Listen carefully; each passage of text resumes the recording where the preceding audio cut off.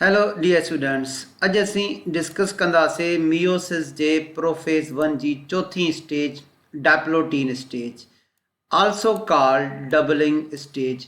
इन खे doubling stage इन करे चइबो आहे डियर स्टूडेंट्स, हाणे तव्हांखे होमोलॉगस पेयर जा क्रोमोज़ोम डबल क्लियर नज़र ईंदा, जेके पैकेटिन में ई तक़रीबन डबल नज़र अचनि पिया। हाणे अञा वधीक क्लियर डबल नज़र ईंदा। पहिरियों होमोलॉग बि डबल नज़र थो अचे, ॿियो होमोलॉग बि डबल नज़र थो अचे, उन करे doubling stage. The diplotin stage, also known as diplonema, which is derived from Greek words meaning two threads. पहिरों क्रोमोज़ोम जो पेयर बि हाणे क्लियर डायड जो लुक ॾेई रहियो आहे, ॿियो बि क्लियर डायड जो लुक ॾेई रहियो आहे, ऐं डायड डबल क्रोमोज़ोम खे चयो वेंदो आहे, dyad plus dyad tetrad.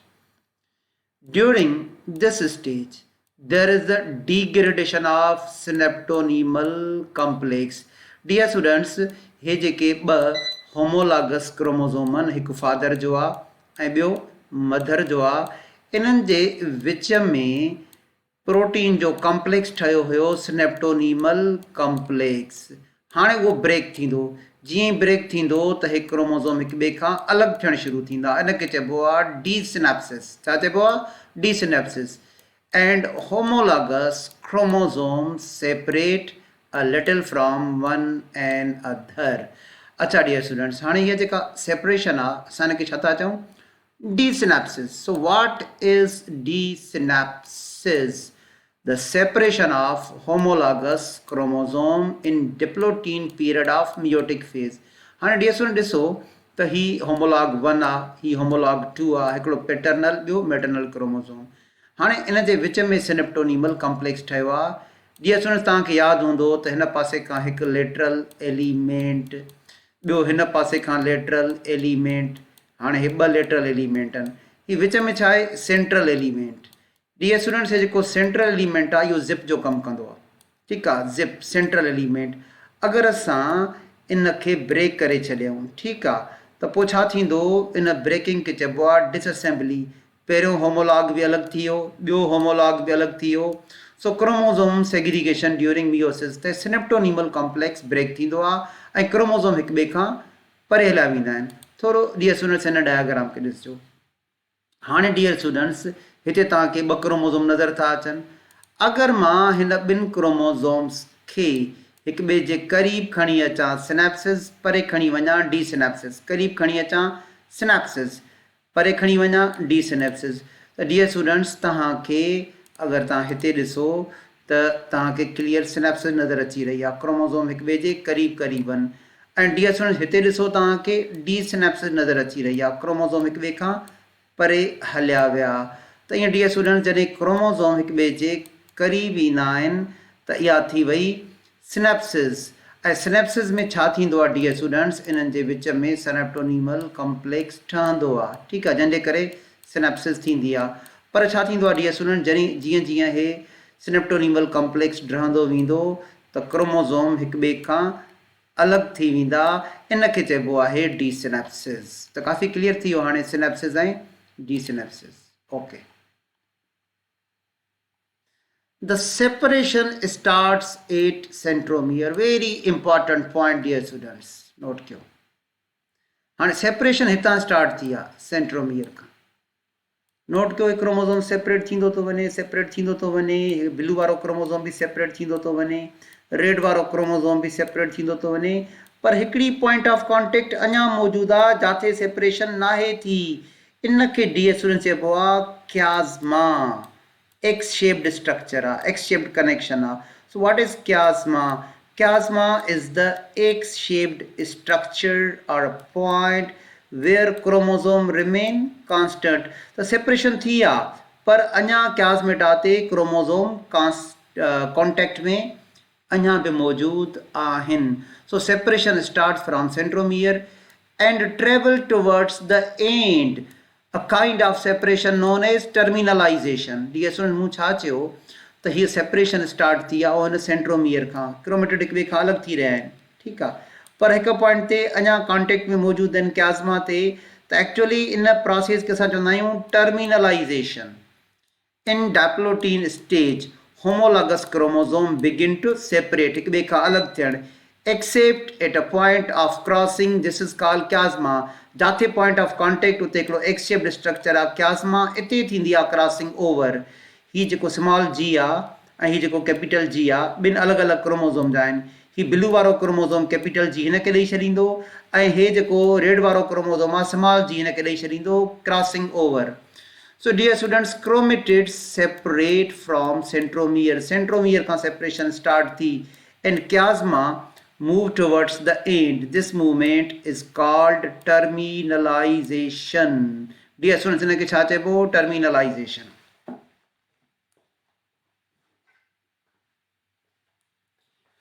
Dear students, note कयो ही हिकिड़ो होमोलॉग आहे, ही ॿियो होमोलॉग आहे. हाणे हे असां हिनखे सिनेप्सिस में मिलायूं था, सिनेप्सिस में मिली विया. हाणे ही जेका पॉइंट ऑफ कॉन्टेक्ट आहे या chiasma, ही एक्स शेप्ड स्ट्रक्चर तव्हांखे नज़र थो अचे chiasma. अगरि मां हिननि क्रोमोज़ोम जी डी सिनेप्सिस कयां, ॾिसो मां थोरी डी सिनेप्सिस कई त chiasma मथे हले वियो, अञा मां थोरी डी सिनेप्सिस कई त chiasma मथे हले वियो, अञा डी सिनेप्सिस कई त chiasma मथे हले वियो. त नोट कंदा डियर स्टूडेंट, जीअं मां हिन ॿिनि क्रोमोज़ोम्स खे हिक ॿिए खां अलॻि करे रहियो आहियां त chiasma मथे वञी रहियो आहे, सेंट्रोमियर खां मूव कंदो कंदो कंदो कंदो टर्मिनल एंड ते पहुची वियो. इन प्रोसेस खे चइबो आहे टर्मिनलाइज़ेशन.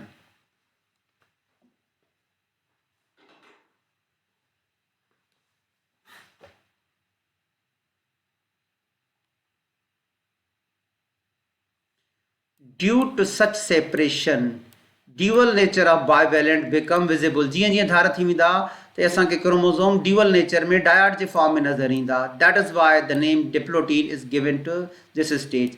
Separation of bivalent is still incomplete. छो त हिकु जगह ते उहे point of contact में मौजूदु रहंदा. Point of contact between homologous chromosome, chiasma in singular, chiasmata in plural, where crossing over takes place.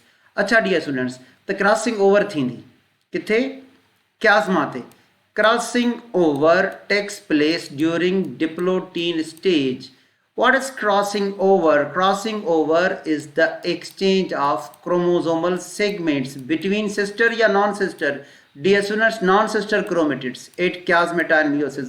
कॾहिं बि इहो सवाल अची वञे त crossing over option A sister chromatids जे विच में थींदी आहे, option B non sister chromatids. ॾिसो नॉन सिस्टर कीअं. हाणे डियर स्टूडेंट्स, हे तव्हांखे ब्लू वारो होमोलॉग नज़र अचे थो ब्लू कलर में. हाणे हिनजी हीअ क्रोमेटिड 1 आहे, हीअ क्रोमेटिड 2 आहे, इन ॿिन्ही खे मिलाए करे sister chromatids. Chromatids of the same chromosome are called sister chromatids. ॿियो होमोलॉग तव्हांखे रेड कलर में नज़र ईंदो. इन जूं हे जेके ॿ क्रोमेटिड्स आहिनि इहे पाण में सिस्टर आहिनि, सिस्टर क्रोमेटिड्स. पर डियर स्टूडेंट्स, हे जेका ब्लू हिकिड़ी खणूं ऐं ॿी रेड खणूं, इहे पाण में नॉन सिस्टर क्रोमेटिड्स आहिनि.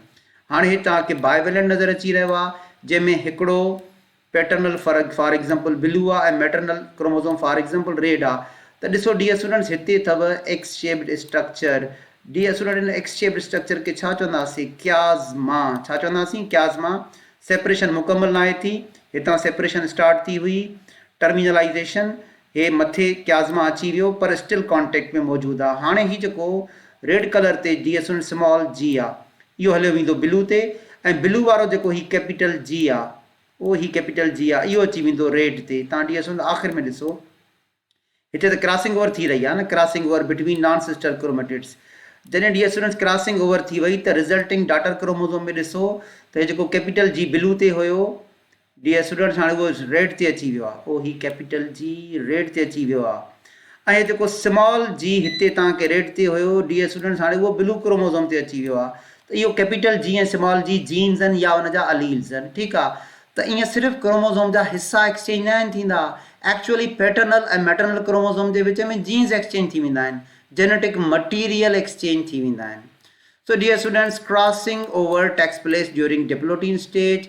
What is crossing over? It is the exchange of chromosomal segment between non-sister chromatids at chiasma. Crossing over creates new combination of genes या alleles in gametes. ॾिसूं कीअं gametes में नवां alleles कीअं था अचनि. हाणे डियर स्टूडेंट ॾिसो, हे पेरेंटल होमोलॉग आहे, हे हिकु क्रोमोज़ोम, हे ॿियो क्रोमोज़ोम, ही पेरेंटल होमोलॉग आहे. हाणे हिते आहे कैपिटल ए, हिते आहे कैपिटल बी, हिते बि आहे कैपिटल ए, हिते बि आहे कैपिटल बी. ॿिए होमोलॉग ते small A, small B, small B. हाणे ही आहे chiasma, हिते ही पंहिंजी कैपिटल बी हिन खे ॾींदो ऐं हुन खां स्मॉल बी वठंदो, हिते एक्सचेंज थींदी, हिते क्रॉसिंग ओवर थींदी. त हाणे ॾिसो हिते पहिरें हिसे ते क्रॉसिंग ओवर न आहे थी, capital A capital B same रहियो, ॿिए हिसे ते क्रॉसिंग ओवर थी आहे, उहो हिते जंहिंखे मां सर्किल कयो, त मथियों हिसो त सेम रहियो कैपिटल ए, हेठि स्मॉल बी अची वियो, हिते चेंज आई, ऐं कैपिटल बी काॾे हले वियो हिते, त हे थी वियो स्मॉल ए स्मॉल बी, ऐं आख़िर में small A small B, crossing over. हाणे नोट कयो dear students, parental homologous chromosome आहे, ठीकु आहे। जॾहिं डियर स्टूडेंट्स हिते क्रॉसिंग ओवर थी क्याज़मा ते, जंहिंखे मां सर्किल करे रहियो आहियां, हिकिड़ो कैपिटल बी हेॾे शिफ्ट थी वियो ऐं स्मॉल बी हिन क्रोमोसोम ते शिफ्ट थी वियो, त नोट कयो शिफ्टिंग खां पोइ छा थो थिए, 4 गेमीट्स ठहंदा, ठीकु आहे डियर स्टूडेंट, मियोसिस जे एंड ते। क्रॉसिंग ओवर खां पोइ जेके गेमीट्स ठहंदा आहिनि उन्हनि खे रिकॉम्बिनेंट गेमीट्स चइबो आहे। What are recombinant gametes?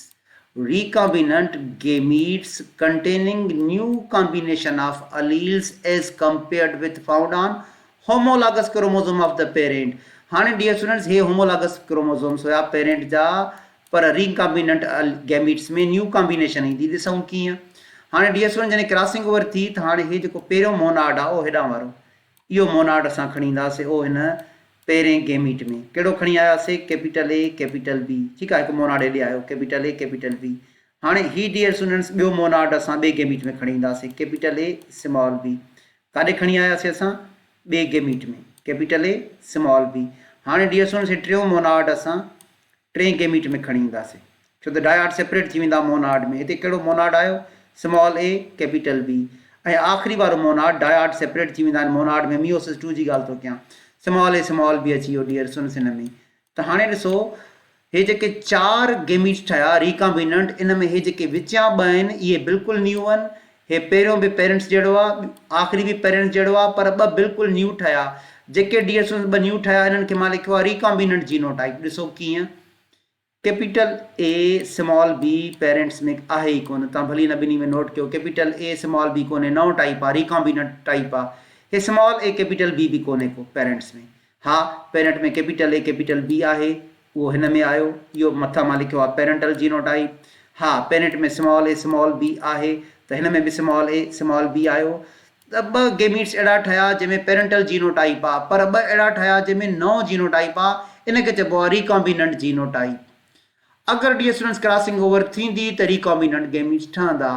If crossing over does not takes place त पोइ छा थींदो, पोइ 4 पेरेंट्स जहिड़ा गेमीट्स ठहंदा, all the types would be parental.